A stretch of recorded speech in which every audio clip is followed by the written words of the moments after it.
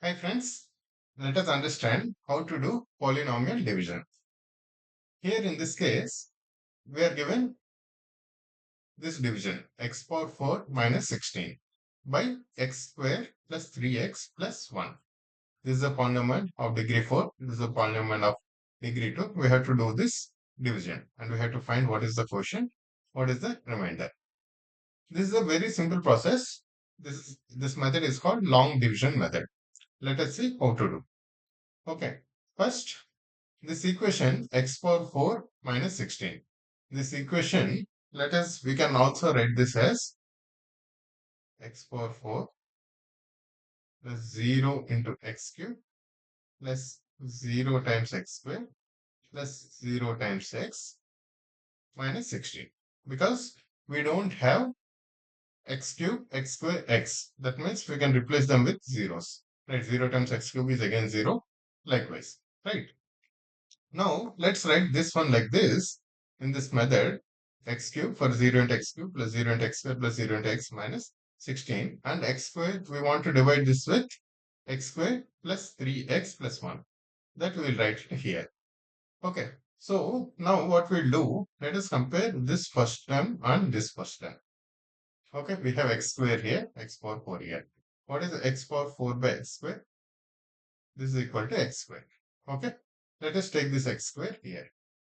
Okay, now with this x square, let us multiply this entire thing with that x square. What we are doing? We are doing this entire multiplication of x square plus 3x plus 1, that is this one, into this x square.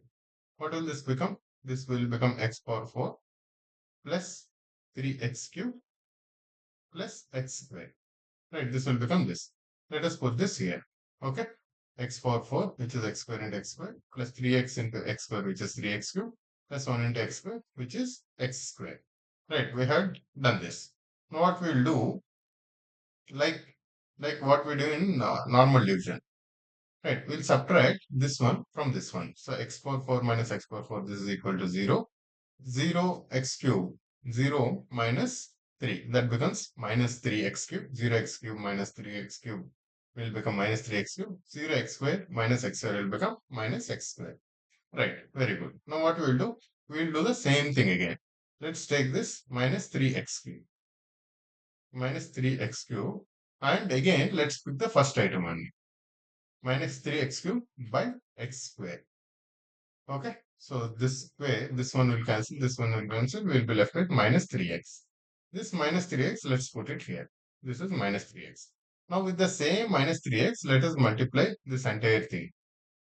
Okay, minus 3x into x squared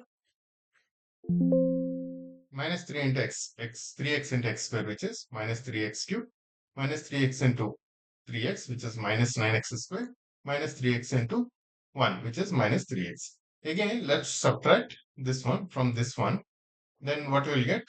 Minus 3x cube minus of minus 3x cube. These two will cancel. These two will become 0. Then minus 1 minus minus 9. Right? That becomes 9 minus 1, which is 8x squared. And here 0 minus minus 3. That becomes plus 3x.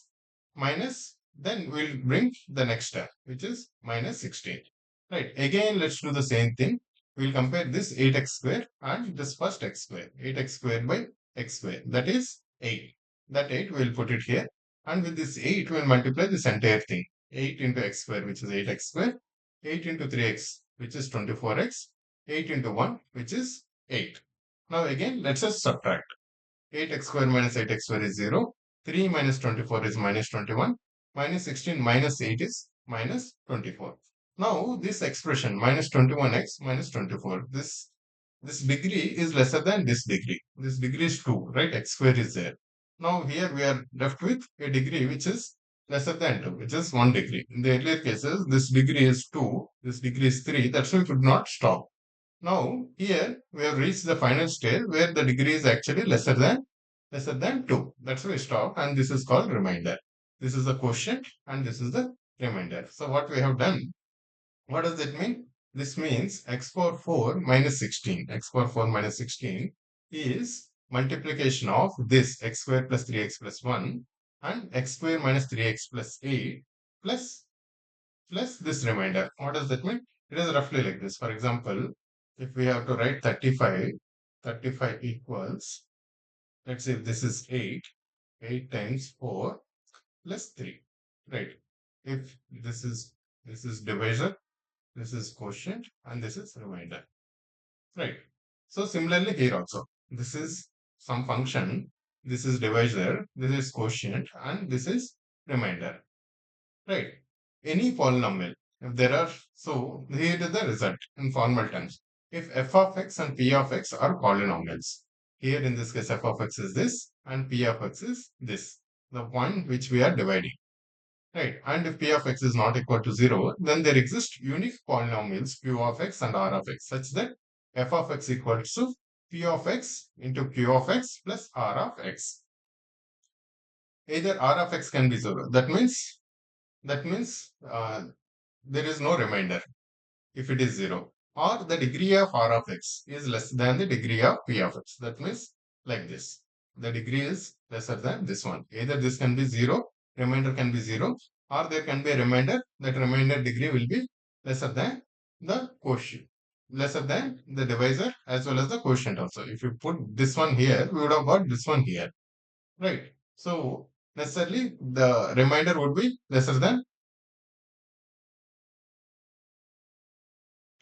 this, right?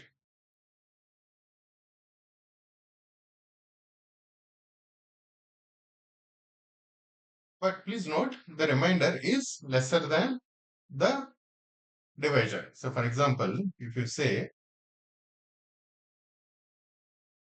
35 by 31, okay, then we can write it as 35 equals 31 into 1 plus 4.